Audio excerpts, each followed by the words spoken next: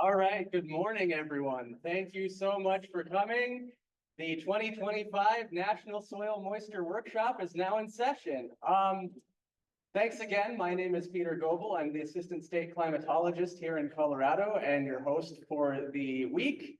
We are very excited to have you. Anyone here, is this your first time at the National Soil Moisture Workshop? Wow, that is maybe like a record amount of new faces. That is crazy. We're very happy to have you all here with us. Just a little bit of history. It's crazy. This is actually my 9th National Soil Moisture Workshop. Back in the day, they were all hosted at Oklahoma State University. It used to be called the Marina Oklahoma in situ Soil Sensor Testbed, or MOIST, and we have changed to the National Soil Moisture Workshop. Over the years, 2018, we were at the University of Nebraska in Lincoln. 2019, we were in Kansas State, Manhattan, Kansas. Then 2020, 2021 were virtual. And since then, we've been at The Ohio State University, USDA in Beltsville, Maryland. Last summer, we were in Logan, Utah. And now we're very excited to be here in Fort Collins, Colorado. So again, thank you so much for coming. When we were talking about hosting the meeting here, I got really excited and kind of pinpointed the first week of June because this is the time of year that I love most in Colorado. In average, the average high first week of June is 78 degrees, average low is 50. We didn't exactly get average. As a climatologist, I should know you never plan around the averages because averages are just an average of a bunch of not average years. And so for some of you, this might be the coolest weather that you experience over the next 3 months. But it's a great time of year to be in Fort Collins. We're just coming out of what we'd call our wet season. May is our wettest month with an average of 2.72 inches of precip. For some of you, that's probably nothing, but that is our wettest month. And so we live in a semi-arid climate here, and this is part of kind of the 8-week stretch where all the natural vegetation is actually green.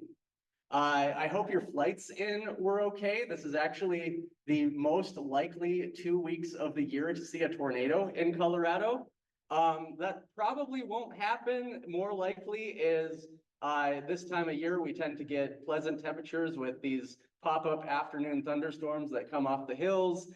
They roll over the plains. And then in the evening hours, you get these beautiful backlit storms where you can sit out on the patio, have a beer, talk about soil moisture, and watch the thunderstorms roll out to the east.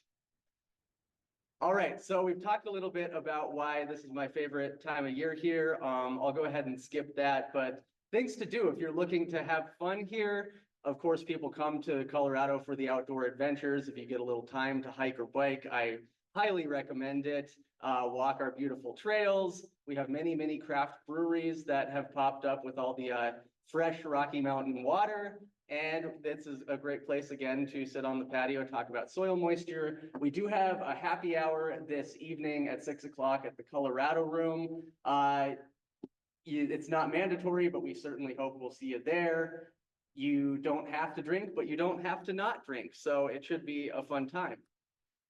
So I just wanted to talk a little bit about why I care about soil moisture before we really kick off this meeting. So it's no secret that the climate is warming. This is a graphic from the National Centers for Environmental Information showing annual average temperatures in Colorado. And you can see a conspicuous upward trend. Sure, year to year, there's a lot of variability, but overall, we're definitely getting warmer. And one of the reasons that's, of course, problematic here in Colorado is that climate change is water change. So we're not seeing a kind of trend upwards in precipitation to really match that. And so those warmer temperatures change every element of our water cycle here in Colorado, in a state where water is already a scarce resource and something that folks fight over.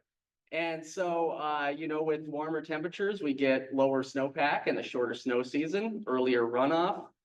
Summertime soil moisture tends to be lower because with warmer temperatures, your soil moisture reserves are depleted more quickly, and that is a problem here in Colorado. So this is just a little visual representation of that. When you have the hot summer sun beating down on the land surface, if you have that soil moisture in place, more of that energy is going into evaporation and transpiration and keeping temperatures more moderated. versus if you don't have that soil moisture, it gets very hot and looks a little bit more like the landscape on the right. And so with climate change, we're seeing more times of year where we're being pushed into that sort of regime. And then, of course, we're part of the Colorado River system, which over time, we've seen those water resources depleted. This is a little photo of levels at Lake Mead in 1983 versus 2021, and you can see how drastically things have declined. Really managing our water, including our soil moisture, which, by the way, is actually our largest reservoir in the state of Colorado, can be crucial towards conserving water and conserving a brighter future. So that's why I care about soil moisture, but in case you care about other reasons, I asked our new AI overlords why I should care about soil moisture. And here were some of the reasons that they came up with. Increased agricultural productivity, water conservation, drought monitoring and prediction, flash flooding, ecosystem health, all kinds of great reasons. It probably read most of your papers to come up with this. So those are some of the great reasons to care about soil moisture and some of the reasons that we are all glad that you're here today. So just a couple of quick logistics. If you're looking to get on the Wi-Fi, you can create a free account with CSU guests.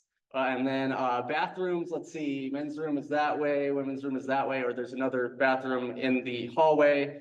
Presenters, it sounds like Elise already has your presentation, so you can disregard that point. Questions, please raise your hand after the presentations. We'll have time for questions. And we've got 2 mics. We can kind of run around the room. And then presenters, if you get a question and you're able to repeat the question, it's easier for the virtual audience to hear this mic than those mics. So just a little bit of housekeeping there. And then let's see, this yellow tape mic will be your presentation mic. The owl is going to pick up the sound for those on the Zoom. And I think that about covers the housekeeping. Again, thanks for coming. With that, I'm going to go ahead and turn things over to Elise Osenga.